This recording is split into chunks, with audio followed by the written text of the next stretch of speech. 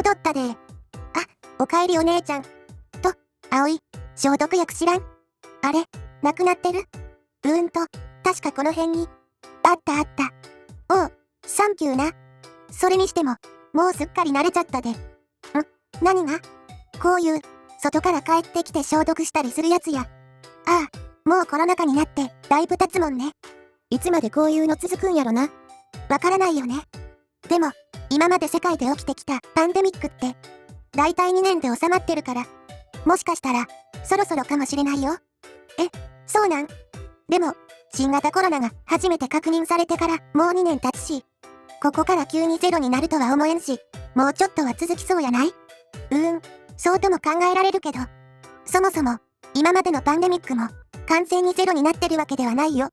それどころか、今でも、人類にとっての感染症として残り続けてるんだよね。そうなん？例えばなんてやつや？そうだね。有名なのだと、スペイン風邪とかかな。スペイン風邪って聞いたことあるな。まだ普通に感染することがあるってことなん？そうだね。というか、お姉ちゃんだってかかったことがあるはずだよ。嘘や。あなたの病名はスペイン風邪です。なんて病院で診断されたことないで。スペイン風邪はただの通称だからね。せっかくだし、スペイン風邪の歴史と、その正体について紹介しようか。そうやな。お願いするで。じゃあ、まずは、スペイン風邪の歴史から解説するね。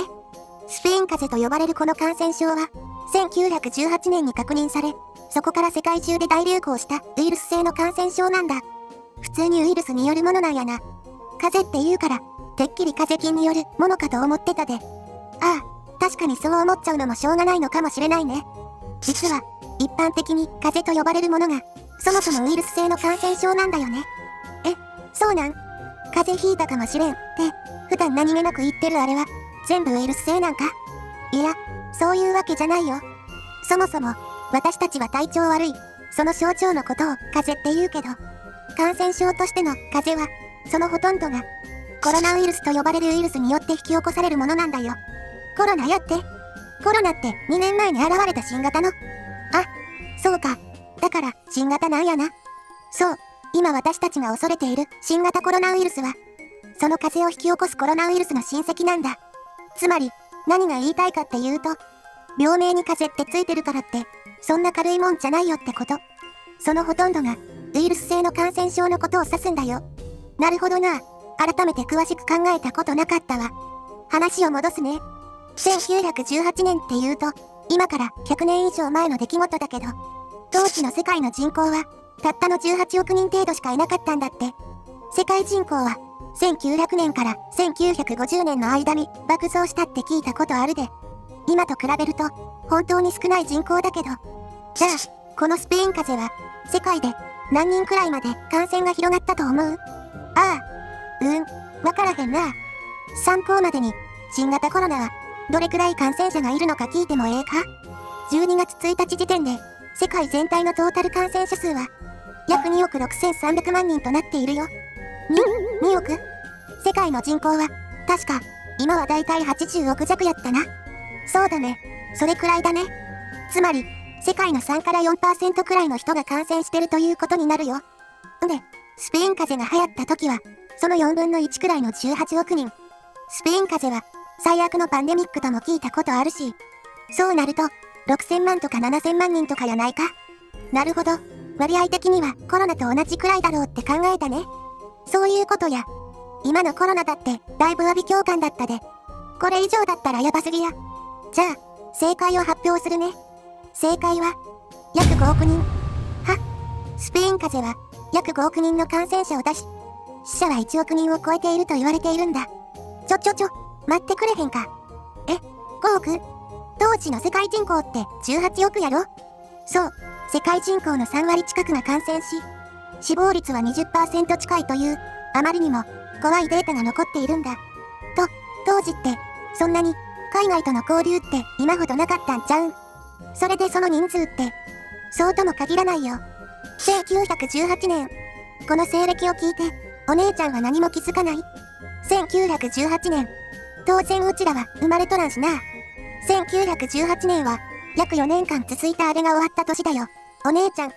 4年間。オリンピックか？オリンピックは4年もやらないでしょ。ちょっと待て。そういえば聞いたことあるで。1914年から1918年まで世界中で起きていた悲劇を思い出した？そう、1918年は第一次世界大戦が終結した年なんだ。その世界大戦の末期、兵士たちは国をまたいで移動し続けていた。その兵士たちが感染していたらどうなると思う？ああ、絵に描いたようなパンデミックになること間違いなしやな。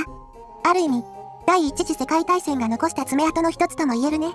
ちなみに、第一次世界大戦では1600万人の人々が亡くなったとされているから、それよりもはるかに多い人がパンデミックで亡くなっていることになるよ。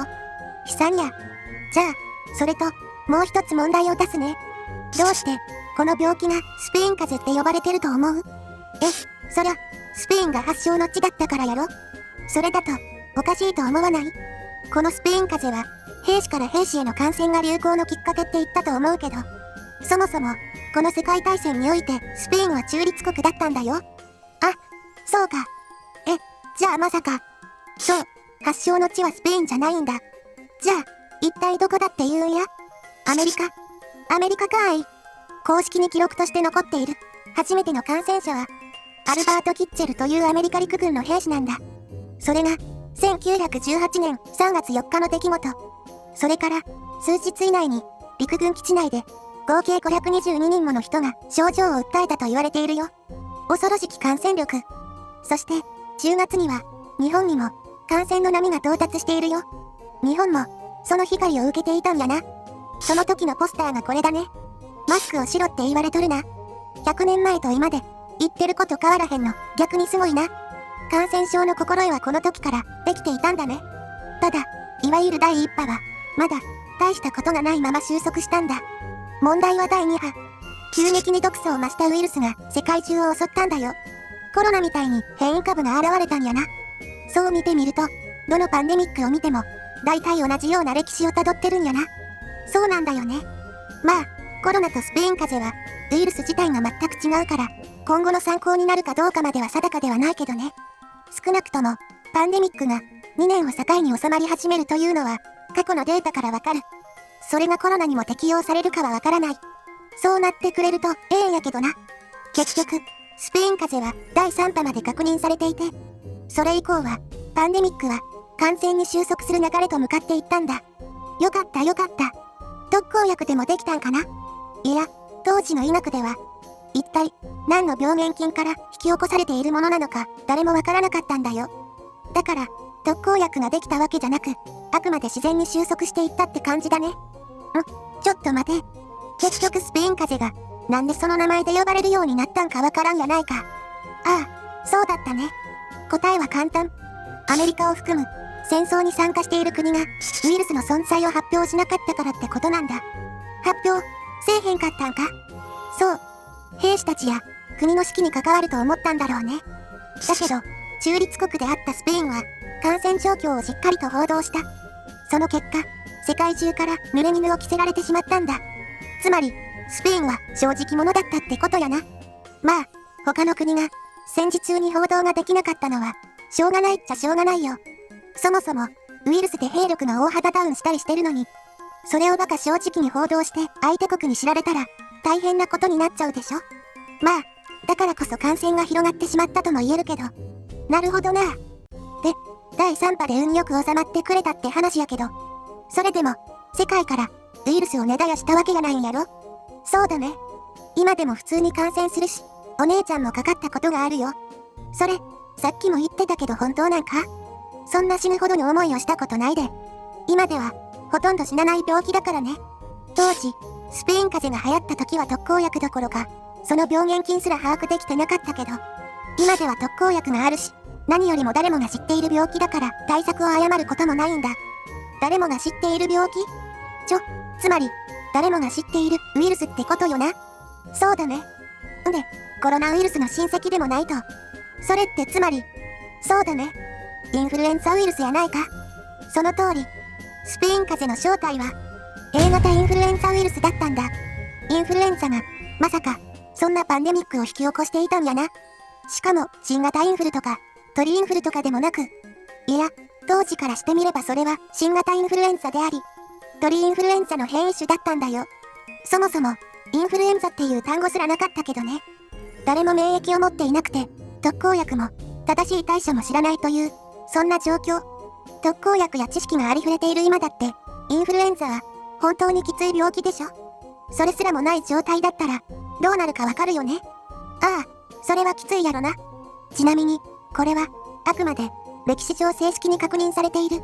人類が遭遇した初めてのインフルエンザのパンデミックであるというだけで、世界最古の文明と言われている古代エジプトなどでも、インフルエンザらしき症状が記録されていたり、日本でも、12世紀には、シワブキヤミというインフルエンザに非常によく似た病気が報告されていて、インフルエンザというウイルスは、人類の歴史とともに存在していたことがわかるんだ。